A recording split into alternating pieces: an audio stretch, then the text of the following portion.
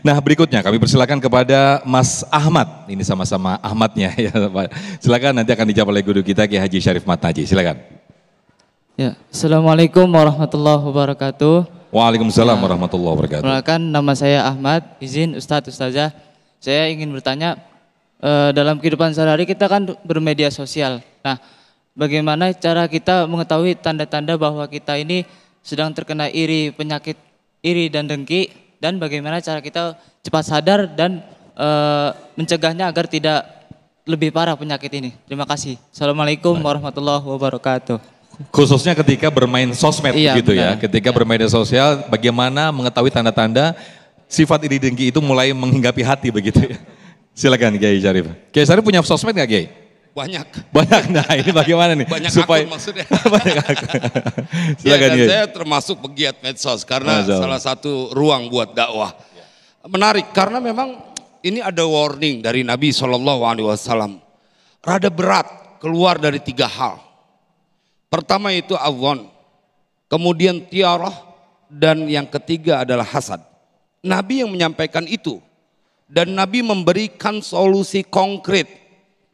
Di awal Nabi menceritakan sulit orang untuk keluar dari 3 hal. Punya sangkaan, berprasangka. Kemudian dia mempunyai anggapan ada sesuatu yang menyebabkan sial. Yang ketiga adalah hasad. Maka bila ini kemudian kita ketahui, maka kita akan cari obatnya. Dan Nabi mengajarkan, kalau engkau sedang dalam keadaan sangkaan, maka sabda Nabi, la tuhaqqiq. Jangan ente cari-cari tahu, udah sekedar itu aja, berhenti sampai di situ. Yang kedua adalah ketika engkau punya penyakit menganggap sesuatu yang bikin sial. Jangan dipercaya. Dan yang ketiga adalah hasad. Maka bila engkau terserang penyakit ini, Nabi mengajarkan kau tidak boleh mengekspresikan dengan ucapan maupun dengan perbuatan. Karena kalau engkau perturutkan, itu akan menghadirkan amalan-amalan yang kemudian engkau akan keberatan nanti pada saat dihisab. Jadi bagaimana kita bermedia sosial, maka selain kita berbaik sangka, bila kau tak mampu melakukannya, ketika engkau berprasangka buruk, maka stop, jangan mencoba-coba mencari-cari tentang kesalahan orang lain. Dan ini menjadi pelajaran yang harusnya kita ingat. Karena setiap saat, tadi kita diskus bahwa ini jangan-jangan menyasar juga kepada mereka yang mempunyai ilmu.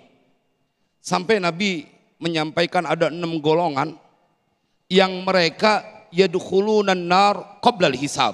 Udah masuk neraka sebelum dihisab, masuk neraka duluan. Di antaranya adalah al-ulama bil hasad. Orang yang dia punya ilmu tapi dia dengki. Dalam dunia dakwah, dan kemudian mereka yang membenci bahkan menuduh putus nasab orang lain, pasti dengki. Mereka yang menuduh kemudian kepada saudaranya sama umat muslim dengan sesuatu yang jelek, pasti dengki dan berabainya. Jangan-jangan dia kelompok munafik. Kalau kelompok munafik, fiddarkil asfali minan nar. Semoga manfaat. Amin ya rabbal alamin. Nah ini kan umumnya ketika tanpa hisab itu masuk surga ya, tapi tanpa hisab masuk neraka. Nah itu yang berabainya. Ada orang yang masuk neraka, ente nggak perlu dihisab, masuk neraka dulu, nungguin yang lain dihisab, ente rasain dulu tuh neraka. Orang kan pengennya masuk surga tanpa hisab, ini masuk neraka tanpa hisab. Hasad, bahayanya sampai seperti itu. Nauzubillah, masya Allah. Terima kasih Kiai.